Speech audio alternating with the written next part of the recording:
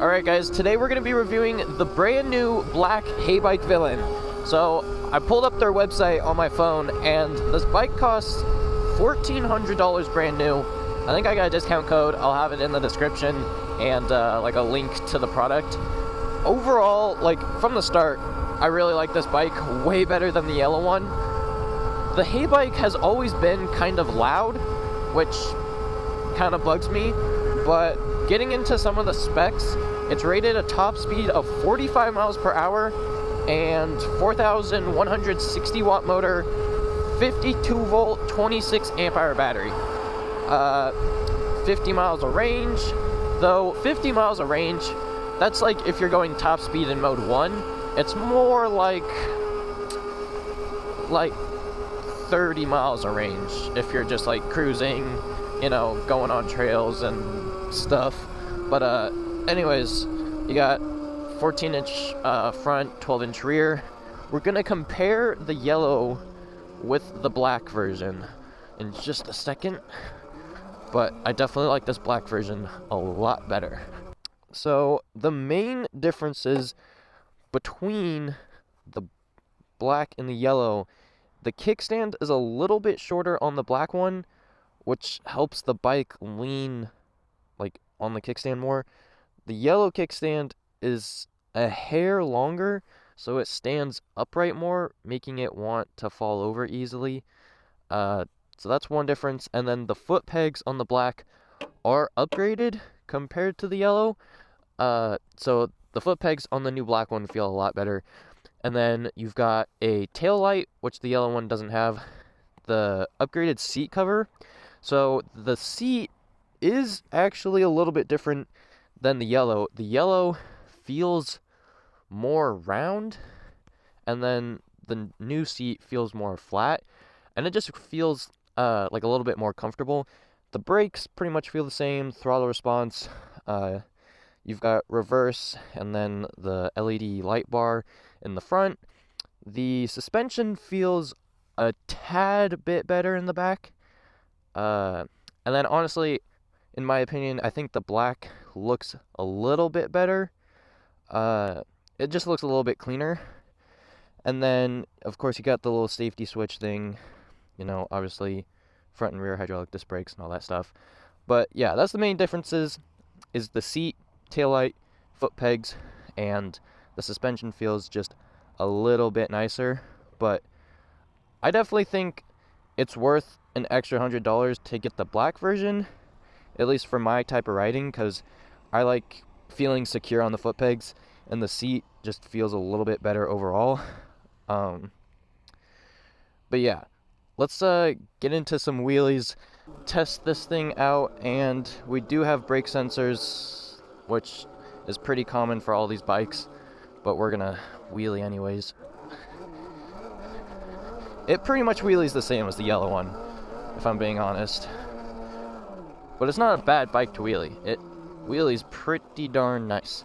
So, yeah, I definitely think the black is way better, in my opinion.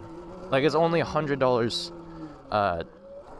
more expensive, and you're definitely getting some upgrades. So, I would go with the black all day long. It just feels more comfortable. Now, let's see. The light bar, lots of people underestimate the light bar on this thing. It is like one of the brightest light bars I have ever, like, had on a budget e-moto. I'm gonna go over here so we can do a top speed test. But, yeah, I do kind of like the Villain. It's weird because the suspension in the rear is meant for, like, hard impacts. So, like, not the small stuff. Like, when you go off, like, the side of a curb or something, it feels nice, but when you hit, like, small railroad tracks and stuff, you tend to feel it a little bit more, or just tiny little bumps, you feel that more than you would on some other budget e-motos. Let's do top speed test. We're pretty much fully charged, just a little bit under, and I'm pinned in mode 3. It says we're going 40 miles per hour.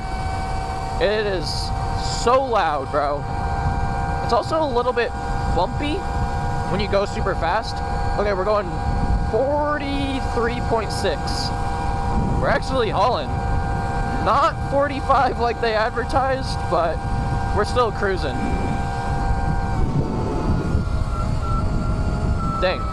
So, pretty much 44 miles per hour is gonna be your top speed. I want to try out reverse, just for funsies. It works. Reverse works. I can confirm that it works, but it's weird because the front suspension is the fastest suspension I've felt. It's the weirdest thing. So like when you compress the front suspension, it goes down and up super fast, which I don't really like. It's a little bit too fast. But yeah, this is my review of the new and improved Heybike Villain. I definitely think it's worth it. It's a pretty sick bike. The competition is getting more and more insane as bikes improve and stuff.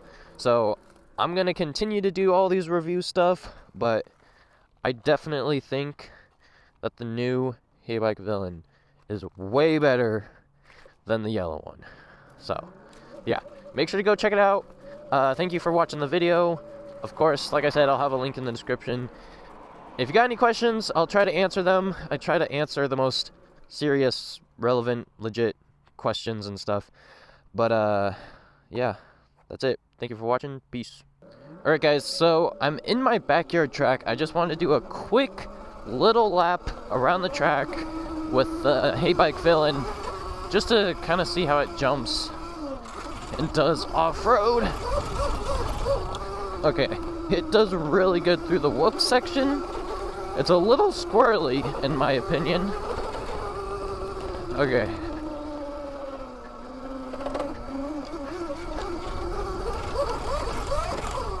Holy.